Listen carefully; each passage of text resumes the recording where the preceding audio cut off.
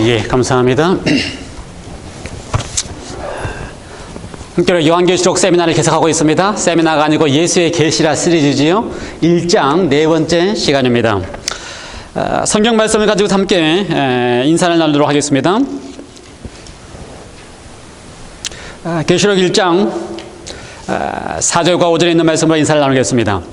이제도 계시고 전에도 계시고 장차 오실 이와 보좌 앞에 7영과 또 충성된 증인으로 죽은 자들 가운데 먼저 나시고 땅의 임금의 말가 되신 예수 그리스도로 말미암아 은혜와 평강이 너희에게 있기를 원하노라.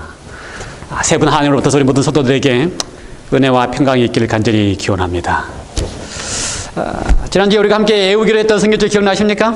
요한복음 3장 16절과 더불어서 요한복음 3장 16절을 가장 잘 해석해 놓은 성경절이 요한계시록 1장 5절과 6절이라는 말씀을 드렸습니다. 첫 번째는 뭐예요? 하나님이 세상을 이처럼 사랑하사라고 하는 이야기를 요한계시록에서는 뭐라고 얘기했습니까? 우리를 사랑하사. 5절입니다. 5절 끝부분에 은혜와 평강이 너희에게 있기를 원하노라라고 한 다음에 우리를 사랑하사. 그 다음에 독생자를 주셨으니라고 한 이야기는 뭐예요? 그의 피로 우리 죄에서 우리를 해방하시고, 그 다음에 마지막으로 그 아버지 하나님을 위하여 우리를 나라와 제사장으로 삼으신 그에게 영광과 능력이 세세토록 있기를 원하노라. 아멘. 예, 하나님께서 우리 모두에게 은혜와 평강을 주시고 은혜와 평강을 주신 그분에게 우리가 영광과 찬양을 세세토록 돌리는 예배가 되었으면 좋겠습니다. 요한계시록 1장이 아주 중요합니다. 요한계시록 1장 1절부터 8절까지는 요한계시록 전체의 서론입니다. 그래서 요한계시록 1장 1절부터 8절까지를 잘 이해하고 있어야지만 요한계시록 전체가 이해가 됩니다. 1절부터 8절까지 우리는 특별한 방법으로 이해를 했습니다. 1절부터 8절 가운데 요한계시록은 특별히 편지고 예언이다라고 표현이 되어 있어요. 그래서 편지와 예언의 역할을 다 하고 있는 편지를 가리켜서 우리는 연애 편지다라고 이야기를 했습니다. 그래서 요한계시록은 연애 편지입니다. 누가 보낸 연애 편지예요? 하나님이 보내신 연애 편지입니다. 하나님. 그래서 하나님 그러면 성경에서 하나님 그러면 여호와 하나님, 성령 하나님, 아들 하나님을 다 포함해서 우리말로 하나님입니다. 그건 맞는 말이에요. 8절에 보면은요 뭐라고 되어 있어요? 주 하나님이 가라사대 나는 알파와 오메가라 이제도 있고 전에도 있고 장차 올 자요 전능한 자라 하시더라. 주 하나님 어떤 하나님입니까? 나는 알파와 오메가라 이제도 있고 전에도 있고 장차 올 자요 전능한 자라 하시더라. 주 하나님이 가라사대. 이러면 어떤 하나님인 것 같아요? 우리가 말하는 여호와 하나님입니까? 7영으로 계시는 성령 하나님입니까? 아니면 충성된 증인이신 인자이신 하나님이십니까? 예, 삼위 하나님. 주 하나님은 삼위 하나님을 다 가리켰을 때에 하나님 그러면 삼위 하나님이 다 포함되는 것입니다. 그래서 여호와 하나님이라고 해석해도 관계없어요. 그렇죠? 왜냐하면 여호와 하나님은 이제도 계시고 전에도 계시고 장차 오실 분이기 때문에. 똑같이 거기에 나는 알파와 오메가라고 할 때에 그 이야기가 아들 하나님이라고 하는 예수님을 가리켜서 나는 알파와 오메가라고 계시록 22장에 그렇게 얘기했어요. 그러니 하나님 그러면 세 분 하나님을 다 언급할 수가 있습니다. 그래서 우리가 이 주 하나님이 가라사대라고 한 이 분이 인자이신 하나님이라고 해석해도 아무 문제가 없고요. 여호와 하나님이라고 해도 아무 문제가 없고요. 하나님이다 그러는 것이 가장 아름답습니다. 그 하나님은 세 분 다 하나님을 포함할 수 있기 때문에. 그래서 그 세 분의 하나님이 우리에게 편지를 보내셨습니다. 요한계시록 1장 9절부터 20절까지는 오늘 우리가 한꺼번에 다 다룰 내용입니다. 9절부터 20절까지는요. 또 다른 서론입니다. 어떤 서론이에요? 이거는 2장과 3장에 나오는 7교회에 보내는 기별의 서론입니다. 요한계시록 1장 9절부터 20절까지는 7교회에 보내는 기별의 서론입니다. 그래서 여기에 등장하고 있는 인자 같은 이 모습 그대로가 2장과 3장에 각 교회마다 등장을 합니다. 이해가 돼요? 무슨 말씀인지? 예, 요한이 딱 보고 만났던 인자 같은 분의 표현이 12절부터 16절까지 9가지 모습으로 등장을 쭉 합니다. 그런데 그 모습들이 다 2장과 3장에 가면 예수님의 모습으로 각 교회마다 나타나 주시는 예수님의 모습으로 그대로 다시 설명이 돼요. 그래서 이 내용은 요한계시록 2장과 3장에 등장하는 7교회의 서론인데 그 서론 속에 어떤 모습이 보여요? 7 촛대가 보이고 그 가운데 걸으시는 예수님의 모습이 보이는데 촛대라고 표현되어 있는 촛대가 사실은 원래 표현으로 하면은요 초를 세우는 대가 아니고 등잔을 세우는 대입니다. 등대가 더 맞습니다. 램프 스탠드가 훨씬 더 맞아요. 그래서 그 당시에는 우리처럼 지금 이렇게 초에다가 불을 켜지 않고 어디에 불을 켜요? 등잔에 불을 켭니다. 등잔. 그래서 올리브 기름을 넣고 거기에다 심지를 끄어서 거기에 등을 켜기 때문에 등잔을 7개 있는 등잔. 그런데 그 7개의 등잔은 하나님의 성전에 있습니다. 성전. 재밌는 사실은요, 재림계 신학작가분의 한 분의 이 계시록 연구 가운데서 이번에 표현 가운데 계시록에 각각 다른 7개의 장면이 나온다. 7교회가 나오고요, 7인이 나오고요, 그 다음에 7나팔이 나오고요, 그 다음에 이렇게 해서 7개의 장면들이 나오는데 그 7개의 장면이 나올 때마다 그 앞에 서론이 등장한다. 근데 그 서론이 등장하는 모습을 가만히 보면 그 매 장면들의 앞에 등장하는 서론의 장면에는 그곳에 반드시 하나님의 성전에서 이루어지는 사건이 등장한다. 7 촛대가 등장하는 7 등재 같은 모습이 등장하든지 아니면 7 인이라고 하는 장면이 등장할 때는 하늘의 성전에 보이고 보좌가 놓이는 장면이 등장하든지 7 나팔이 나오기 시작할 때는 거기에 향단이 등에서 성소 안에 있는 향단에서 향을 피는 모습이 등장하든지 각각의 장면마다 서론격으로 뭐가 등장한다? 하나님의 모습인 성전에서 하나님이 하고 있는 모습이 등장한다라고 해석을 했습니다. 그거를 이제 우리말로 하면, 그건 이제 신학자들이 그렇게 설명을 하는 거고요. 우리말로 하면, 이 요한계시록 1장 9절부터 20절까지의 장면을 가만히 살펴볼 때에, 이것도 뭐예요? 연애 편지잖아요. 그렇다면 연애 편지 내용 가운데, 이 지금 7교회의 편지를 보내고 있는 그 서론에서 하고 싶은 이야기가 뭘까? 이 서론에서 지금 예수님께서 그 인자 같은 모습으로 7 촛대를 거니시면서 하시고 싶은 이야기가 뭘까? 연애편지 형식으로. 한마디로 뭘까? 오늘 제가 정한 제목입니다. 제가 뭐라고 설교 제목을 정했어요? 힘들지? 힘들지? 내가 알아. 이해가 돼요? 힘들지? 내가 알아. 여러분 다 힘드시죠? 안 힘들어요? 힘들어요. 오늘 윤수 선생님 얼마나 힘드셨는지 찬미하시면서 주날개 및 찬미하시면서 우셔. 주날개 및. 그 주날개 밑에 있는 것이 얼마나 편할 것 같으면 그러시오. 우리의 삶이 얼마나 힘들면 주날개 밑 내가 편하게 있네. 그 찬미를 하시면서 우셔요. 힘들지? 내가 알아. 이게 오늘 읽게 되는 9절부터서 20절까지의 예수님의 모습 속에서 발견하는 연애 편지의 핵심 내용입니다. 힘들지? 내가 알아. 누가 알아준다고요? 예수님이 알고 계신다. 힘들지? 나 너 힘든 건 내가 다 알아. 그래서 오늘 우리는 이 이야기 가운데서, 이 말씀 가운데서 우리의 힘든 모습을 알아주고 계시는 예수님을 좀 발견하게 됐으면 좋겠습니다. 지금 이 9절부터서 20절까지 등장하는 인물 가운데 누가 제일 힘들까요?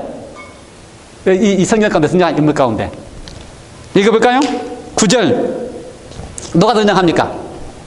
나 요한은 누가 등장해요? 요한이 등장합니다. 그래서 지금 이 장면 가운데서 가장 힘든 사람이 누굴까? 누구예요? 나 요한은. 왜 힘들어요? 너의 형제요. 지금 누구한테 편지를 보내고 있는데 7교회에 편지를 보내고 있는데 7교회에 있는 모든 그리스도인들과 더불어서 형제인데 예수의 환난과 나라와 참음에 동참하는 자라. 요한이 지금 당하고 있는 힘든 경험입니다. 예수의 나라, 환난, 예수로 말미암아 당하는 환난과 그 다음에 나라와 참음에 동참하고 있다. 환난이 있습니다. 요한도 환난을 당하고 있고요. 나라를 경험하고 있고요. 나라는 어떻게 경험해요? 나라나 나가는 표를 할 때는 그것은 무슨 말입니까?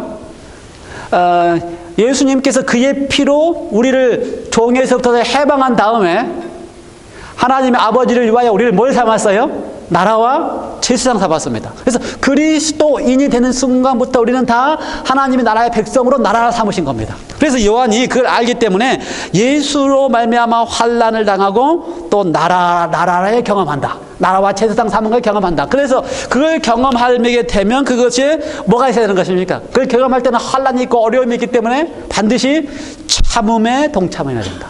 견뎌야 된다는 것입니다. 힘들지? 요한도 힘들어요. 힘들지? 나도 그걸 다 알고 나도 그걸 동참하고 참음에 동참한다. 하나님의 말씀과 예수의 증거로 인하여 밤모라 하는 섬에 있었다. 하나님의 말씀과 예수의 증거 때문에 밤모라 하는 섬에 있었어요. 요한의 나이가 몇 살일 것 같아요? 이때가 도미티아누스 로마의 황제가 치리하던 때입니다. 이 도미티아누스 황제는 그 당시에 로마에 있는 많은 황제들 가운데서 가장 황제 숭배를 강조한 황제입니다. 황제를 숭배하게 했어요. 그래서 황제가 곧 주입니다. 주.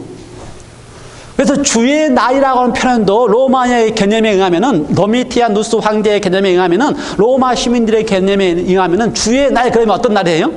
황제의 날입니다. 황제가 오는 날이고 황제가 특별하게 만든 날이고 그런 날이에요. 그래서 모든 로마의 시민들은 다 황제를 숭배해야 돼요. 그런데 요한이 황제를 숭배할 수 있어요? 요한에게서 주는 누구밖에 없습니까? 요한에게서 주는 그가 사랑하고 있는 그분밖에 없습니다. 인자이신 분, 하나님이신 분밖에 없어요. 그러므로 황제가 주로 섬기라고 할 때 섬길 수가 없습니다. 그래서 요한이 그걸 거절했기 때문에 도미티아누스 황제가 요한을 어디다 집어넣었어요? 끓는 물에, 끓는 기름가마 속에 먼저 집어넣었어요. 풀무불에 들어갔던 다니엘의 세 친구처럼 요한이 펄펄 끓는 기름가마 속에 집어 던져졌습니다. 근데 튀김이 안 돼요. 기름가마 속에 들어갔으니 튀김이 돼서 나와야 되는데 튀김이 안 되는 겁니다. 그래서 도미티아누스 황제가 화가 났어요. 여기 튀김이 돼야 되는데. 그래서 죽일 방법이 없어요. 튀김이 안 되고 나오니까. 그래서 요한을 밤모라고 하는 섬에 유배로 보냈습니다. 밤모라고 하는 섬은 그 당시 로마의 통치 지역 가운데 특별히 죄인들을 파송하는 곳이 밤모라고 하는 섬입니다. 아주 작은 섬입니다. 그래서 밤모라고 하는 섬에 죄인으로서 거기 갔어요.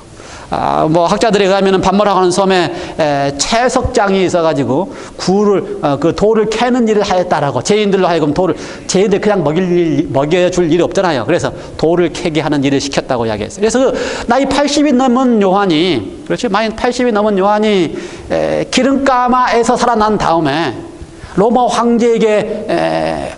황제를 주로 경배할 수가 없었기 때문에 밤모라고 하는 섬에 죄인으로 돌을 채취한 일을 하면서 거기에 있는 것입니다. 그래서 하나님과 예수를 증거하는 일로 말미암아 환난을 당하고 참음 속에 있는, 고난 속에 있는 요한의 모습을 거기서 보게 되는 것이지요. 요한의 나이가 80이 넘었고요. 자기와 함께 동료했던 제자들은 다 죽고 아무도 없습니다. 아마 예수님을 본 사람 가운데 유일히 남아있는 사람이 요한입니다. 그때 요한은 기대하고 바라는 게 하나 있어요. 자기 마음속에 기대하고 바라는 게, 자기가 이제 죽을 날이 멀지 않았다는 사실을 알고요. 자신의 육신이 연약해져 있는 사실을 알고요. 그 다음에 자기가 사랑하는 동료, 형제들은 다 똑같이 자기처럼 로마의 황제의 로마의 황제의 핍박 때문에 고통을 당하게 되는 걸 알고, 이런 상황 속에서 요한이 가지고 있는 한 가지 고대하는 것이 있다면 자기에게 예수님께서 하신 약속이 이루어지는 것입니다. 자기가 마지막 예수님을 만나고 예수님을 떠나게 될 때의 장면이 요한복음 21장의 장면입니다. 베드로가 예수님을 만난 장면이에요. 그래서 바닷가에서 베드로가 예수님을 만난 다음에 예수님께서 베드로에게 이야기해요. 너는 어떻게 한다? 너는 남이 너를 띠띠어서 너가 어떻게 죽게 될 것인가에 대한 이야기를 베드로에게 해줘요. 베드로가 궁금했습니다. 예수님의 사랑하는 제자, 예수님의 만찬 때에 품 안에 있던 이 제자, 누구요? 요한. 이 사람은 어떻게 되겠습니까? 라고 예수님께 물어요. 그때 예수님이 뭐라고 대답합니까? 내가 올 때까지 이 사람을 남겨둘지라도 너는 너 할 일을 해라. 그래서 요한은 어떻게 된다는 거예요? 예수님이 올 때까지 요한은 남겨둔다는 것입니다. 그 이야기를 요한도 들었어요. 자기 나이가 80이 넘어가지고 반모라고 하는 섬에서 고통 가운데, 그렇죠? 죄인으로서의 고통도, 죄수로서의 고통을 당할 뿐만 아니라, 그 다음에 그리스도인으로서의 고통을 당하고 있는 그때에, 힘든 그때에 그의 마음속에 있는 한 가지 소망이 있다면 뭐예요? 예수님의 약속이 이루어지는 것입니다. 예수님이 뭐라고 약속했어요? 내가 올 때까지 나는 남아있을 것이다 라고 한 약속이 이루어지는 것입니다. 예수님이 올 때까지 자기는 남아있을 거라고 한 약속이 이루어지기를 원하는 것입니다. 이제 자기가 남아있는 시간이 얼마 남지 않다는 사실을 알아요. 나이가 많이 들었기 때문에 힘도 없고요. 이 포로 상황 속에서, 이 상황에 자기가 죄인의 상황 속에서 얼마큼 견딜지도 모르겠고요. 그러니 마지막 예수님께서 약속하신 그 일이 이루어지기를 간절히 고대하고 있는 것입니다. 속히 어떻게 오시기를 기다리고 있는 것입니다. 그것만 이루어지면은, 근데 예수님 오셨어요, 안 오셨어요? 여기까지 줄 때가 예수님 오셨어요, 안 오셨어요? 오셨어요, 안 오셨어요? 저는요, 안 오신 줄 알았습니다. 요한에게 안 오신 줄 알았어요. 그런데 오셨습니다. 요한계시록 1장 9절부터의 사건을 보면요, 예수님이 오셨습니다. 10절. 주의 날에 반모라는 섬이 있었습니다. 주의 날에 내가 성령에 감동하여 내 뒤에서 나는 나팔 소리 같은 큰 음성을 들으니, 그렇죠? 나팔 소리 같은 큰 음성을 들으니 가로되 너는 너 보는 것을 책에 써서 에베소, 서바노, 버가모, 두아디라, 사데, 빌라델피아, 라오디게아 일곱 교회에 번호를 하시기로. 12절. 몸을 돌이켜 나더러 말하는 음성을 알아보려고 하여 돌이킬 때에 일곱 큰 촛대를 보았는데 촛대 사이에 누가 있어요? 인자 같은 이가 발에 끌리는 옷을 입고 가슴에 금띠를 띠고. 누구를 보고 있는 것입니까? 인자 같은 이, 그렇게 기대하고 있는, 자기가 죽기 전에 오시겠다고 하는 그분을 그렇게 기다리고 있는데 그분이 실제적으로 인자 같은 분이 오셨습니다. 저는 이게 오셨다고 믿어요. 요한에게 오신 것입니다. 오실 때 어떻게 오셨어요? 나팔 소리 같은 음성을 요한에게 들리시면서 오셨습니다. 나팔 소리 같은 음성이 언제 들립니까? 재림하실 때, 그렇죠? 우리는 예수님이 오실 때 나는 나팔 소리입니다.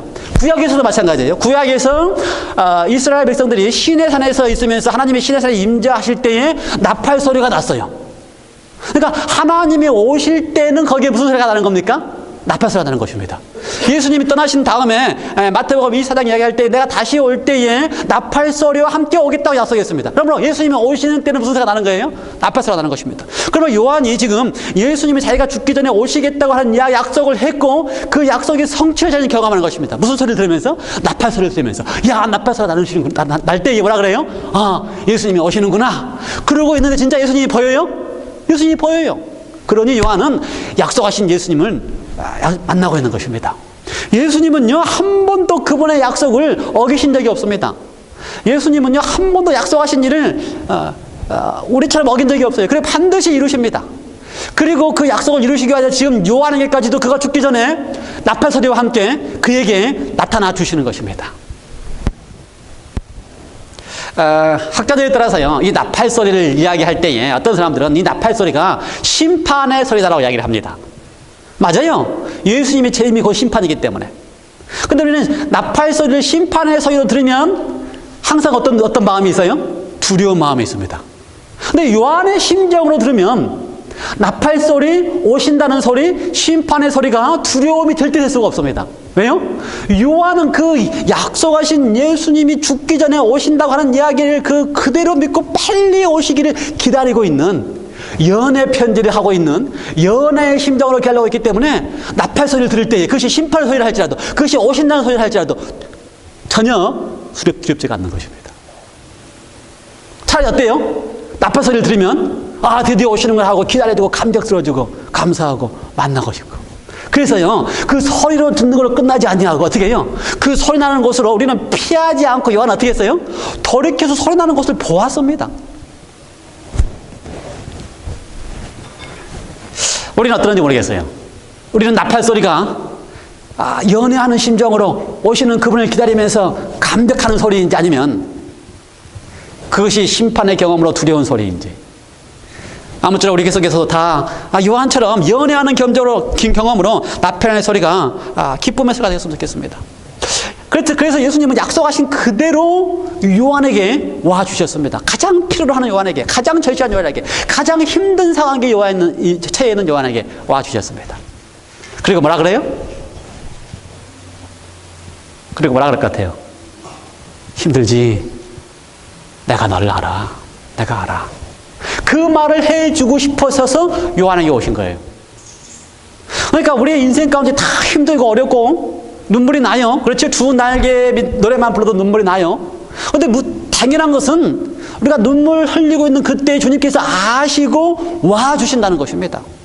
결코 혼자 있는 것이 아니라는 것입니다. 와주신다는 사실을 여러분 기억하시기 바랍니다. 요한에게 와주셨던 것처럼 주님께서는 지금도 우리에게 와주시는 분이셔요. 그걸 어떻게 알 수가 있는가? 요한이 본 예수님의 모습에서 알 수가 있어요. 요한이 나팔소리와 함께 찾아오신 예수님의 모습을 들은 다음에 딱 돌이켜서 예수님의 모습을 보니 거기 9가지의 예수님의 모습이 거기 등장합니다. 9가지 모습이 등장해요. 그런데 예수님이 그 9가지의 모습으로 탁 보여진 모습으로 어디를 거닐고 계십니까? 7 등대 촛대라고 하는 그 7 촛대 사이를 거닐고 계세요. 성소에 있는 7 등대는, 이 가지가 걸려있는 7 등대는요, 제사장들이 그 성소의 7 등대의 불을 꺼트리면 안 되게 되어 있습니다. 성소를 지을 때에. 성소에는 커튼이 성소는 커튼을, 장막으로 되어 있기 때문에 창문이 없습니다. 그러니까 안이 껌껌해요. 문 밖에 없어요. 근데 문은 다 되어 있으면 껌껌합니다. 그러면 항상 그 안에 등대에 불을 켜게 되어 있어요. 근데 등대 자체가 어떻게 유지되고 있다고요? 기름을 넣어야 되고 심지를 가지고 있어야 되기 때문에 기름을 날마다 교환해 채워줘야 되고 심지를 날마다 관리해야 돼요. 그래서 레위기에 보면은 제사장들이 반드시 날마다 저녁 때 가서 기름을 넣고 심지 7개의 그 등잔의 심지를 관리하도록 되어 있어요. 절대로 꺼트리지 않도록 되어 있습니다. 그 일을 지금 예수님께서 하고 계시는 것입니다. 절대로 꺼트릴 수가 없기 때문에. 그렇죠? 7 등잔의 불을 꺼트릴 수가 없기 때문에 예수께서 오셔서 그 등잔을 관리하고 계십니다. 복장이 아주 흡사해요. 복장이 하얀색 옷을 입고 가슴에는 뭘 들고 있어요? 금띠를 들고 있습니다. 근데 그 옷 자체가 무슨 옷이에요? 제사장들이 입는 옷하고 아주 흡사한 옷입니다. 그래서 예수님이 지금 그 제사장의 역할을 그 등대의 불이 꺼트리지 않게 하는 일을 하시기 위해서 지금 거기를 거시면서 불을 켜고 계시는 것입니다. 요한계시록 1장 20절에 그 7 촛대를 가리켜서 뭐라고 표현했어요? 7 촛대는 7 교회니라. 교회입니다. 세상에 있는 모든 교회를 대표해서 그 대표로 가장 중요하게 생각하는 7이라고 하는 숫자로 7개를 뽑은 7 교회입니다. 대표하는 교회. 그래서 우리 교회도 포함되는 것입니다. 그렇죠? 특별히 교회를 가리켜서 등대라고 한 이유가 있어요. 이스라엘 백성들을 하나님께서 구원하신 다음에 너희는 세상의 빛이다라고 이스라엘 백성들에게 출애굽한 다음에 이야기했어요. 그 다음에 예수님께서 오셔서 이 땅에 오셔서 처음으로 한 설교가 무슨 설교예요? 마태복음 5장에 보면 설교 가운데 산상에 사는 설교 가운데 너희는 세상의 빛이다라고 이야기했습니다. 그러므로 하나님의 구원한 백성들은 출애굽을 해서 구원하든지 당신의 피로 죄에서 구원해서 구원을 하든지 해방하든지 그들은 다 뭐예요? 세상의 빛입니다. 빛의 역할을 하는 거예요. 그러면 하나님께서 세상에 비친 우리로 하여금 그 빛이 꺼지지 아니하도록 직접 오셔서 모든 시대의 모든 교회의 모든 성도들에게 오셔서 그 빛이 꺼지지 아니하도록 할 수 있는 모든 일을 다 하고 계시는 것입니다. 오셔서 뭐라 그래요? 힘들지? 내가 알아.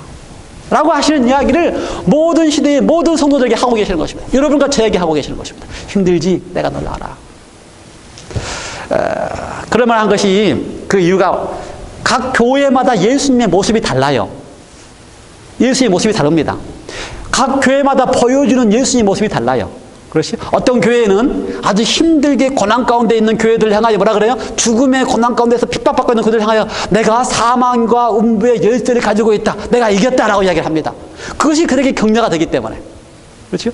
내가 널 알아. 지금 힘들지. 죽을 형편에 있지. 내가 사망을 이겼어. 내가 음부의 열쇠를 가지고 있어. 이렇게 설명을 해줘요. 그렇죠? 어떤 교회는 뭐라 그래요? 뭐 각각 교회에다가 설명을 해주면 7개를 할 때 다시 보겠지만 저는 그래서 이 9가지의 모습을 보면서 예수님께서 우리 교회에 오시면 어떤 모습으로 오실까? 어떤 모습으로 우리를 봐주시면서 우리에게 힘들지 내가 너를 알아 그렇게 말씀하실까? 고민을 해봤어요. 어떤 모습일까? 제가 좋아하는 모습 중에 하나가요, 예수님의 모습 가운데 9가지의 쭉 모습 가운데 9가지의 모습, 거기 집에 가서 한번 쭉 써보시기 바랍니다. 거기 보면은 뭐 발에 끌리는 옷을 입고 가죽에 금띠를 띠고 머리와 털의 희기가 흰털 같고 눈 같으며, 그 다음에 그의 눈은 불꽃 같고 그의 발은 풀매에 단련된 빛난 주석 같으며 그의 음성은 많은 물소리 같고 오른손에는 7배를 가지고 입에서는 좌우에 날선 검이 있고 얼굴은 해같이 빛난다. 이렇게 이야기를 했는데, 이 9가지 모습 가운데 우리 앞에 서 있는 예수님의 모습은 어떤 모습을 서 계시면서 우리에게 용기를 주고 있을까? 어떤 모습을 서서 우리에게 이야기를 하고 계실까?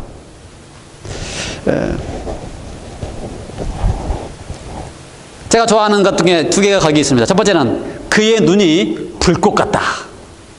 저는 예수님의 눈이 불꽃 같다고 하니 참 좋아합니다. 예수님의 눈이 불꽃 같다. 왜 예수님의 눈이 불꽃 같았을까요? 요한이 본 겁니다. 거기 보면 다 사실은요, 제가 볼 때 이 모습을 한마디로 모습으로 따지면 예수님이 오신 그곳에는 뭐가 있는 겁니까? 광채가 있는 거예요. 흰색도 광채 색깔이고요, 불꽃색도 광채고요, 그 다음에 다리에 발이 주석 같다, 빛난 주석 같다라고 했는데 그것도 다 광채입니다. 얼굴에서 태양과 같이 빛이 났다, 다 광채입니다. 그래서 요한이 딱 본 것은 사실은요, 한마디로 따지면 제가 볼 때는 인자 같은 분이 서 있는데 그것에서 뭐가 나는 겁니까? 위험하고 하늘의 광채가 나고 있는 모습만 보는데, 그 광채를 요한의 표현으로 얼굴이 햇빛 같고 눈이 불 같고 발은 빛난 주석 같고 다 광채나는 모습을 표현해요. 그런데 제가 좋아하는 것 중에 하나가 뭐라고요? 그의 눈은 불꽃 같다라고 표현했어요. 불꽃 같다. 눈에서 불이 나와요? 일단 광채예요, 그것도. 광채. 그런데 이제 눈이 불꽃 같다고 한 표현이 뭘까? 가만히 생각해 봤습니다. 뭐 학자들은 다 저하고 다른 표현으로 표현했어요. 뭐 불꽃 같은 거는 그 보는 눈이 뭐 그냥 우리의 모든 것을 세밀하게 다 보고 계시기 때문에 불꽃 같다. 좋은 표현이에요. 학자들이 다. 저는 왜 불꽃 같다고 표현했을까? 눈이 불꽃 같다라고 하는 표현을 했을 때에 제가 생각할 때는 가장 적당한 표현이 사랑의 불꽃이다. 사랑의 불꽃. 그렇죠? 눈빛이 다릅니다. 사랑하는 사람에게 눈빛이 달라요. 사랑하는 사람을 쳐다보고만 해서 눈빛이 다릅니다. 그 사랑하는 사람에게는 뭐가 터요? 스파크가 통합니다. 그래서 주님께서 우리 앞에 서셔서 그분의 모습 속에 눈이 불꽃 같은 이유는 그분의 눈 속에서 사랑의 불꽃이 지금 튀고 있기 때문에 그래요. 우리를 보고 견딜 수 없는 사랑을 우리를 쳐다보고 있기 때문에 그의 눈에서 사랑의 불꽃이 튀어나오고 있는 것입니다. 우리를 보고서 견딜 수가 없어요. 그렇죠? 7교회 중에 하나인 우리 교회를 볼 때에, 이 교회를 볼 때에 어떤 형편이에요? 거의 꺼져갈 것처럼 느낄지 모르겠어요. 진짜 이 교회는 어쩌면 꺼지겠다. 제 말이 그렇잖아요. 제가 연초에 시작하면서 뭐라 그랬어요? 어쩌면 이 교회가 꺼져버릴지도 모른다고 제가 이야기를 했잖아요. 그런데 주님은 꺼져가는 것 같은 이 교회를 절대로 떳떳하게 내버려두지 않습니다. 꺼지게 내버려두지 않습니다. 지금 어떻게 하고 계시는 거예요?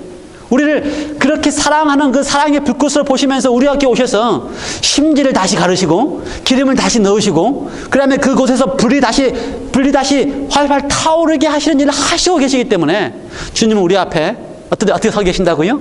사랑의 불꽃에 눈을 가지고 계신 분으로 서 계신다고요. 제가 좋아하는 다른 모습 가운데 하나가 그의 얼굴에서 태양처럼 빛이 났다라고 하는 것입니다. 주님께서 우리 앞에 서시면서 태양처럼 빛이 나는 모습으로 서 계십니다. 왜 그래요? 예, 우리 속에서 빛이 나게 하려고 하는데 우리는 빛이 절대로 안 나는 존재들입니다. 우리는 어떤 존재예요?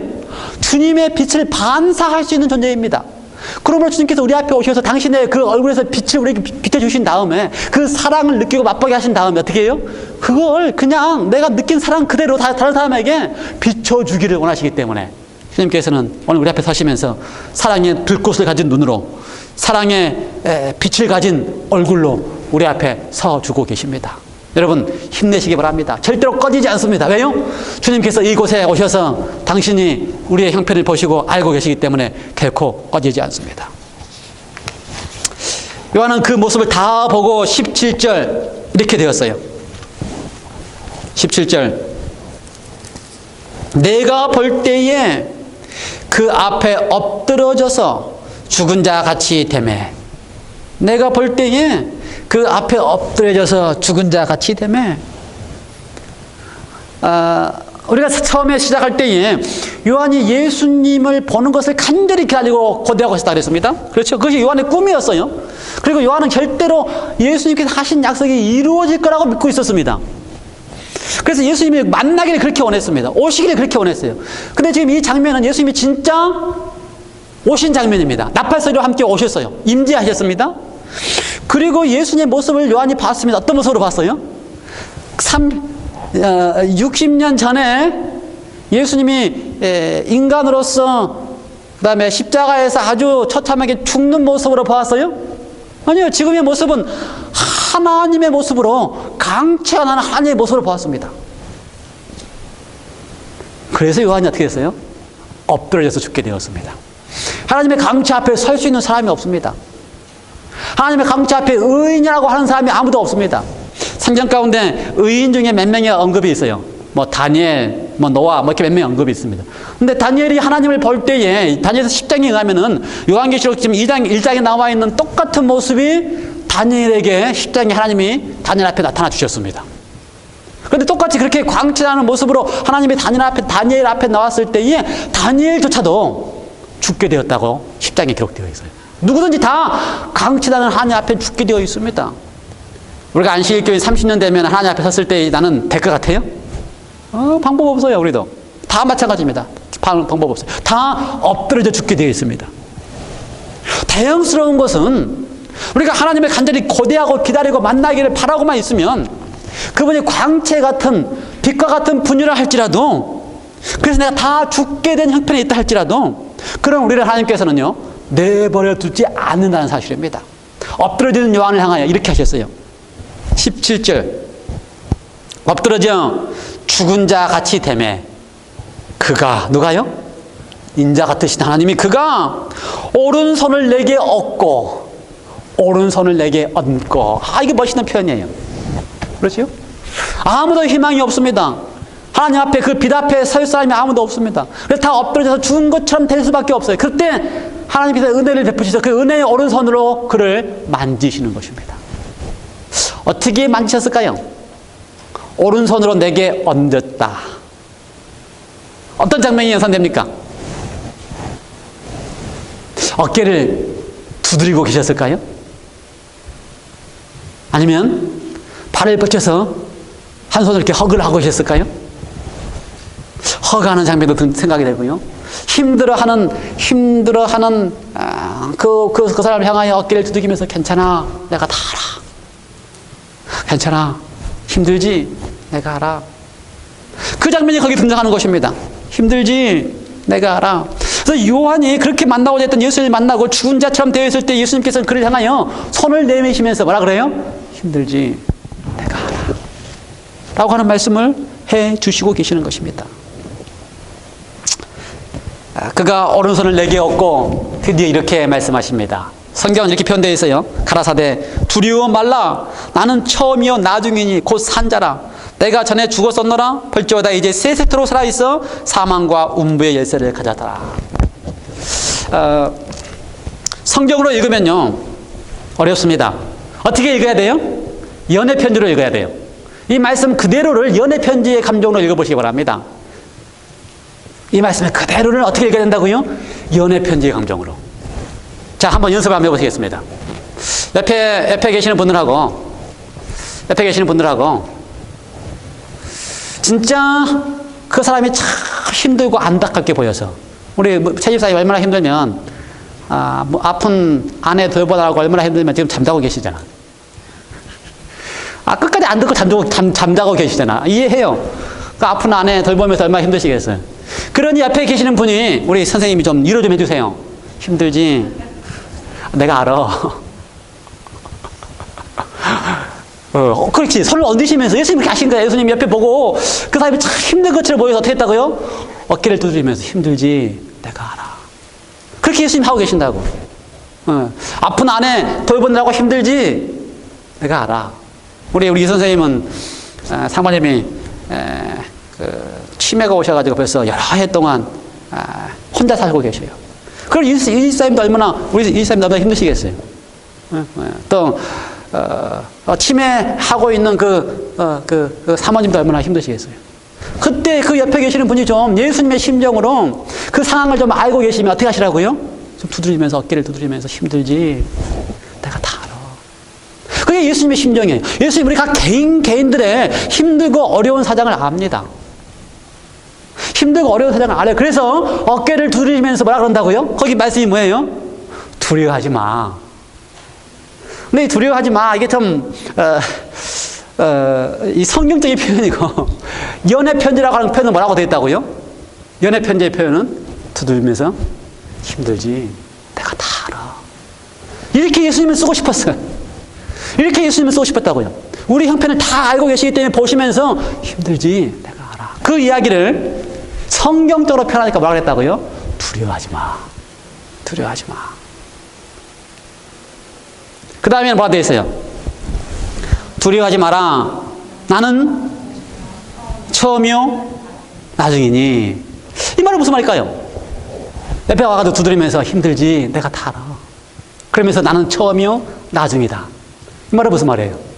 연애 편지의 감정으로 읽으면 나는 처음에 널 다 알고 있었고, 나는 나중까지 너를 다 알고 있는 나는 그런 하나님이기 때문에 내가 너를 다 책임져. 이해가 돼요? 연애 편지 감정으로?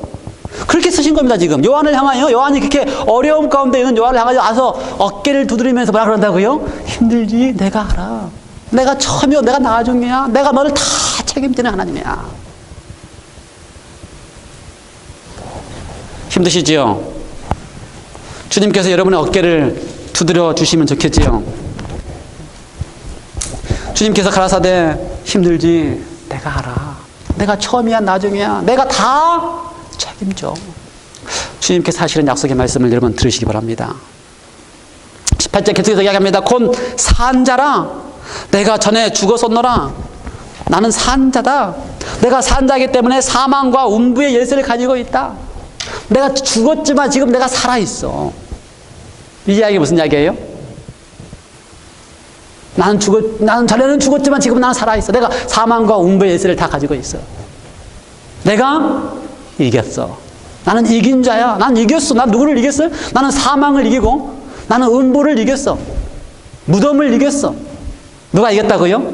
예수님께서 살아계시기 때문에 이기셨습니다. 예수님께서 음부와 사망이 존재하는 곳은 누구 때문에 음부와 사망이 존재합니까? 사단 때문에, 죄 때문에 존재합니다. 그런데 그 사단을 이기고 우리를 그 죄에서 해방시키셨기 때문에 우리는 나라와 제사장 되었어요. 예수님이 이겼다 그 말이에요. 그래서 예수님은 우리가 이긴 사람으로 살기를 원하시는 것입니다. 우리는 이미 이겨서 나라와 제사장 되었는데요. 나라와 제사장 돼도 그 삶이 쉽지는 않습니다. 이스라엘 역사를 보면 알 수가 있어요. 이스라엘 백성들이 출애굽해서 그 애굽의 종노를 하고 있다가 예수님의 그 양의 피로 말미암아 완전히 해방돼서 이제 자유인이 됐는데 신분이 바뀌었지만 환경이 바뀌지 않았습니다. 여전히 누가 있어요? 사단이 있어요. 그래서 누가 죽이려고 쫓아옵니까? 애굽 군인들이 죽이려고 쫓아옵니다. 애굽 군인들이 죽이려고 쫓아와요. 사단이 남아있기 때문에, 그 다음에 광야에 가서 신분은 자유인이 됐지만 여전히 누가 그를 놔두지 않아요? 사단이 놔두지 않습니다. 그래서 가나안 백성들이 찾아오지요. 그 다음에 섞인 베르들이 그들을 못 살게 하지요. 그 다음에 믿음이 약한 사람들은 다 넘어지지요. 절대로 사단은 포기하지 않습니다. 우리가 다 구원받은 백성들이에요. 우리가 다 나라와 제사장 되었습니다. 그 다음에 다 주님께서 우리와 함께 하시는 약속을 가지고 있습니다. 그럼에도 불구하고 사단은 우리를 포기하지 않습니다. 이때에 예수님은 사단이 너에게 고통도 주고, 사단이 너를 어렵게 하기도 하고, 사단이 너를 힘들게 하기도 하고, 사단이 너를 절망하게 한다 할지라도 나는 사단을 이겼어. 나도 그런 모든 과정을 통과하면서 내가 마침내 살아났어. 걱정하지 마. 내가 너와 함께 하잖아. 내가 너와 함께 한다는 약속이 거기 있습니까? 18절에서 보면요, 벌지어다 이제 세세토록 나는 살아있다. 세세토록 살아있다. 영원히 살아있다. 내가 영원히 살아있어서 너와 함께 하겠다. 그 약속은 하나님 예수님께서 항상 하시는 약속입니다. 떠나시기 전에도 뭐라 그랬어요? 내가 세상 끝날까지 너희와 항상 함께 있겠다. 세세토록 항상 함께 있겠다. 이게 주님께서 오늘 우리에게 하시는 약속입니다. 힘들지? 내가 너를 알아. 내가 너를 책임져. 내가 이겼기 때문에 너도 이길 수 있도록 붙들어 줄 테니까 나를 믿고 끝날 때까지 항상 세세토록 내가 너와 함께 할 거야.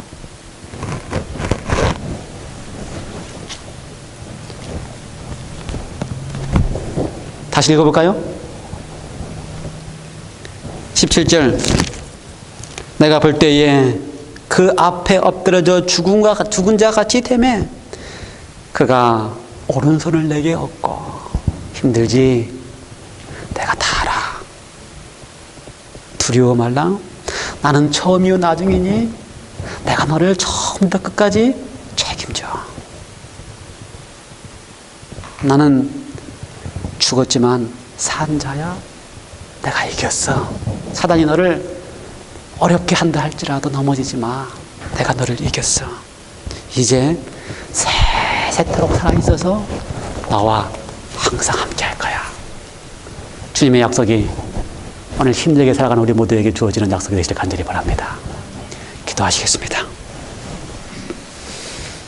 하나님 아버지, 예수님이 그렇게 보고 싶어서 기다리고 고대하던 요한에게 일찍이 하신 약속대로 와주셔서 찬란한 위엄 있고 강한 예수님의 모습을 보여주시니 감사합니다. 그리고 그에게 위로하셨던 것처럼 오늘날 우리에게도 이 교회에도 오셔서 우리의 삶 속에 힘든 우리의 인생 속에 오른팔을 내어서 만져주시면서 힘들지 내가 알아라고 하시니 감사합니다.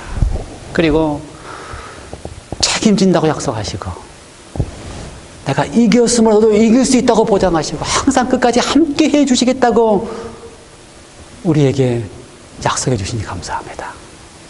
그 약속이 우리의 위로가 되게 하여서 우리가 일어서게 해 주시고 주님의 손을 붙잡고 다시 한번 우리가 담대하게 믿음으로 주님이 오시는 그날까지 걸어나갈 수 있도록 우리를 일으켜 세워 주시옵소서. 감사드리오며 예수님의 이름으로 기도드리옵나이다.